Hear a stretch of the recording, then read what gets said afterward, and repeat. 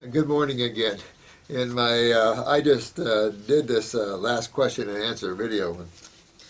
I told you that I was going to do one on a healing crisis, and this is the most understood part of getting well, and I really don't know any other word to use for it. I've thought years of trying to find another word that would explain it. Healing crises. But that's about as accurate as we could come up with, I suppose, through the years. If you'll notice that most healing crises are simple, cold and flu-like symptoms. Now, cold and flu have always been called diseases, and you notice there's no cure for them because there is no disease to it. You notice those same symptoms match detox symptoms. You know, I was born and raised in Indiana, and we had farms and stuff. We always drank milk. And I always stopped up. I needed nose drops to breathe. I always had a lot of mucus problems, stuff like this. And they used to say, don't go out in the winter. They used to say, don't go out in the cold, you'll catch a cold. Well, bacteria really doesn't like to live well under 40 degrees. So I always wondered, what are you talking about, catching a cold? But sure enough, I'd get all, congested and stuff. And until I became a chemist, did I realize that cold is alkaline. And alkaline creates a cationic experience or environment in the body that starts to detox. You see it in the ER a lot when someone comes in, a lot of congestion from dairy products and stuff, and they become lungers with this. They go on an IV drip of normal saline, and then they get pneumonia. They don't catch pneumonia, but this cationic solution begins to break up solidified mucus. It begins to detoxify the human body. That's just what chemo and other things should be, is alkalizing the human body. Because then you're going to see this cationic experience, because all diseases, if I can use that word, which I hate it because it's no such thing, but most symptoms are an anionic experience or a dehydrated, thickened mucus, inflammatory problem. So this one letter I've got, this lady was a spinal bifida case, born without L4, L5. On the 3 years of raw food, she grew back L4, L5. Pretty cool, huh? She's done a lot of great things, and she just done another detoxification. She said, I have to tell you, detoxification is as much as a spiritual as it is physical. It's emotional healing as well. It's a journey of total healing. I'm being set free. The first 6 weeks were hard to get through, with fevers every 3 days, rashes, ugly rashes on hands, feet, and neck, but then I have a lot of issues. The 8th and 9th week, fever not as often, then came the abscessed teeth. I made it through that too. What's next? And so she's done well through the years. Heavy lymphatic problems, things like this, I think I was telling you I had a pancreatic cancer case, and in her journey, she was an extreme pancreatic cancer case, degenerative pancreatic cancer. She ate an apple, she pooped an apple. There was no digestion left, it wasn't a tumor. And this is the worst kind of cancer, is when your cells are literally breaking down in the tissues, and there's no function left. So I took her out of the house. She had children and a family, and I put her in a hammock reading spiritual books down at the ocean, and I gave her only fruits and fruit juices predominantly, and herbs, because she wasn't digesting anything. I had to get energy and chemistry as much as I could in there in its simplest form, and keep her putting her energy from her selfish soul into her body while I was rebuilding the tissue. That's the value of herbs in these extreme cases. So one day she came in and she started growing these golf ball sized tumors all over her legs. Her oncologist said, honey, your cancer spread all through you, and you don't have long to live now. And I love when they say that. And so she came in my office again crying, and I said, he's full of crap. You're in a healing crisis. And sure enough, the weeks out, she had over 50 tumors on both legs. And then a couple of weeks out, I kept her pushing detox, raw, moving that out, high fruits. And in 2 weeks, there was no tumors left on the legs. Then a few weeks later, she came in. She said, how you been doing? She says, real well. She said, I've been to the dentist. I had a loose tooth. They pulled it out, and I've got another one over here. They're going to pull that out. And I said, no, you're in a healing crisis. And by the week's end, she had 7 abscesses and all her teeth were loose. And so I kept pushing her through this, and a couple of more weeks, all the gums had locked down, back down on the teeth, no abscesses, and she went on to another healing crisis. I've had blindness in healing crisis. I had paralysis during healing crisis. And I mentioned a few in these videos as we've come down. But old injuries come back. I remember I had a head-on car crash once and really tore the top of my head. And it always was tender, meaning it didn't heal well. Well, you were all working on our lymph systems, of course. And so when I got into the raw, boy, I tell you what, I started hurting just like I had the accident. And so that healed up and never had a problem since. And I've seen that through these years in all these cases. Old injuries. And I've told you in a video yesterday about a quad that had severe scoliosis and a fractured femur that after 12 years realigned itself, pulled the back straight. I mean, these are neat healing crises. Healing crisis can be very painful. It can be not so painful. A lot of mucus coming out, mucus in the stools, mucus in the urine, mucus vaginally, mucus out of the nose, mouth. These are all healing crises. What's in, the body wants out when it is acidic and obstructive to itself. It'll pull out old things that are stuck in the body, splinters, things like this. It's neat to see what the body will do in detoxifying itself. When you're in a healing crisis, I highly recommend you stay on nothing but fruit, if not fasting on water, especially light fruit meals. And you can take herbs during it, or you don't have to take herbs during it, but rest. Let your body take all that energy that you use to walk, to talk, to digest your foods.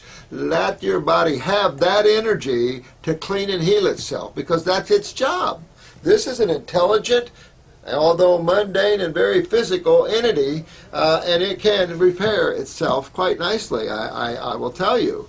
And when you get up in these high levels of fruitarianism, you'll heal so fast you can't believe it. You can cut yourself and not even feel it. It won't bleed, and it'll be gone the next day. That's rapid healing. And when I was at that level, I knew that you could repair anything on this planet, anything man suffers with. If you get them up high enough on these magnetics and in these rich nutritional foods of fruits, berries, and melons, there's nothing the body can't cure itself. Even when it's down toward the lower realms of hell almost, you know. So important to understand these healing crises. It's not difficult. Rashes are very common, especially with a lot of fungus and stuff. You can have hives and rashes all through you. And if you have hives and rashes, that's your lymph system. That's not your blood. You don't have some mysterious autoimmune crap. That's all crap. You have lymphatic stagnation problems. Your adrenals are weak. Your kidneys aren't filtering your lymph system. Work on those things and all that will go away. Psoriasis, eczema, rosacea. All this is lymph. Remember, lymph deals with the acid side, and your skin is your third kidney, and your kidneys are your eliminative organs for your sewer system. That's what poisons and toxins are. They come from the cells. They're cell poop.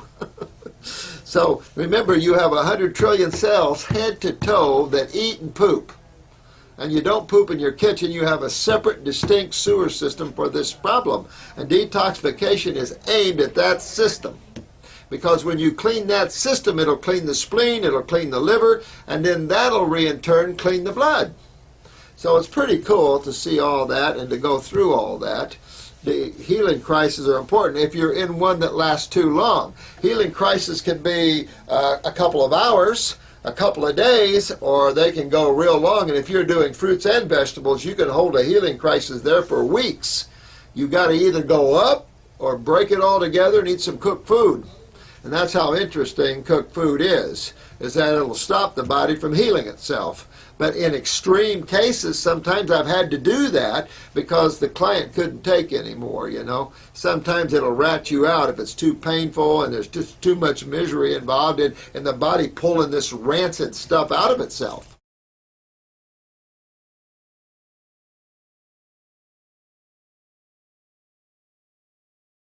is that it'll stop the body from healing itself. But in extreme cases, sometimes I've had to do that because the client couldn't take anymore, you know. Sometimes it'll rat you out if it's too painful and there's just too much misery involved in the body pulling this rancid stuff out of itself. So, but you want to go through that. And you want to get high up on those fruits and rest. Remember, animals don't eat when they get sick. They don't go run around. They relax. And if you study the autonomic nervous system and your neurotransmitters, you'll find that when you relax, your eliminative organs eliminate better. And that's what you get into your dopamines and things. When you get into norepinephrines or your epinephrines, that's for activity. And that actually shuts down elimination. So relaxation is a real key to healing crises. Like I said, they're short. There's emotional healing crisis. This is a spiritual journey. This isn't a physical journey. This is a spiritual journey. Remember, your soul, a spiritual being, having a physical experience here. So it is very spiritually uplifting. Children that detox can increase their intellect up to 40%. I've got children that are so smart that teachers can't stand them because they make you think. You know, we're not a thinking species, and I don't mean thinking in terms of conditioned thought. I mean thinking in terms of consciousness and awareness. You know, more of that. And that's what we lack as humans. We're like herd cattle. Someone says something and we believe it. I don't want you to believe what I say. I want you to wear the robe, get it on there, journey, go down this journey, and if you like it and you experience it, you'll know exactly what it's like. Don't believe anybody. Try it on yourself. Get knowledged up, you know, and you'll see the difference. Anyway, I remember one lady that she was walking around the house. Now, when you have weak adrenal glands and low blood pressures and anxieties, you've got some emotional karma going on there. So this lady remembered I was talking to her about that, and so she got a lot of pain in one of her hips, and it actually forced her to sit down on her floor in her house. And I told her to relax and just kind of listen and look at what's going on inside of her thoughts. And she remembered back when she was a little girl and she was hiding behind the door and her parents were arguing about money. And she said she decided then she wasn't going to eat very much to save her parents' money. And as soon as she saw that and she released that and gave it love, the pain went away and never came back. So this is the cool thing about these things. There's so much interaction between the etheric bodies and the human body. And remember, all the chakras are the endocrine glands, are vital centers that control everything. So always go for health because there's so much we don't know. The Supreme Being, it can be so complex that hard for the human mind to even grasp it.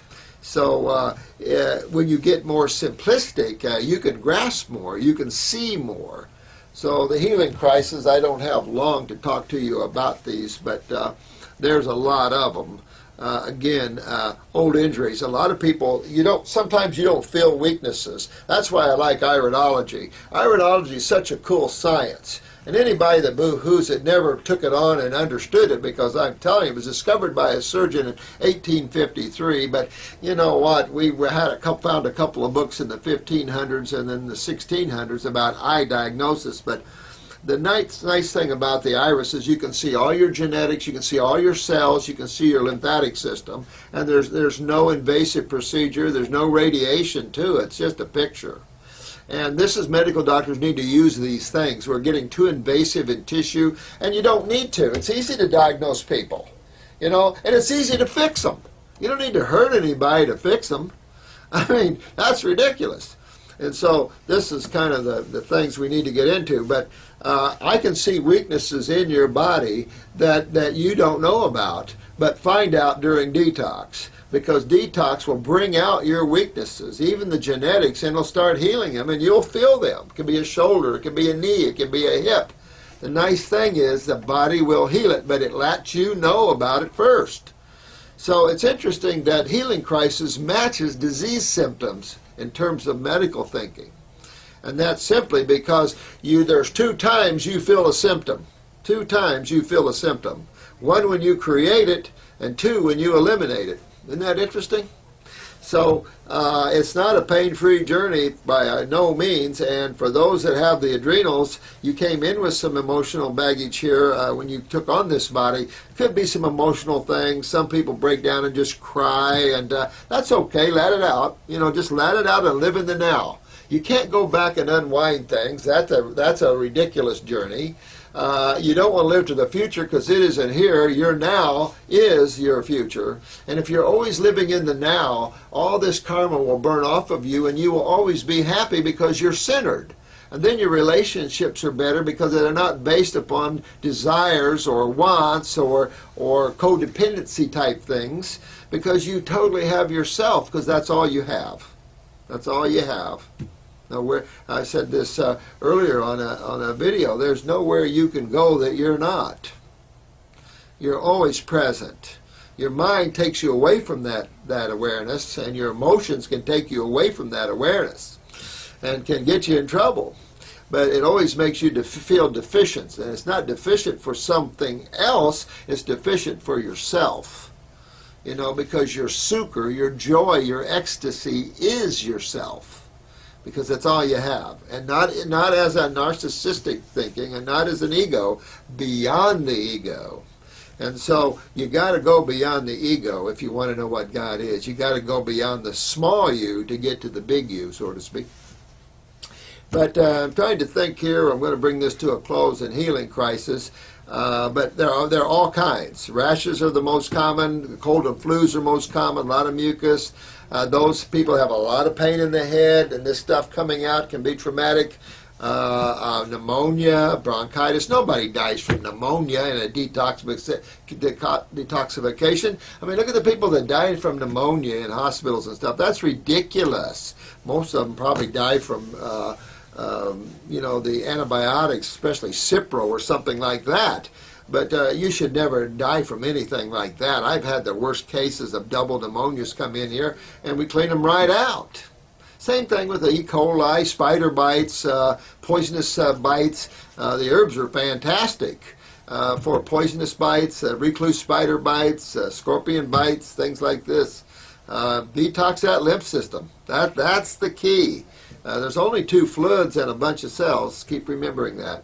So I really appreciate your listening to my videos again. I love you all. You're a great group of people. I appreciate the comments. It helps build me up too. And it's been a long journey.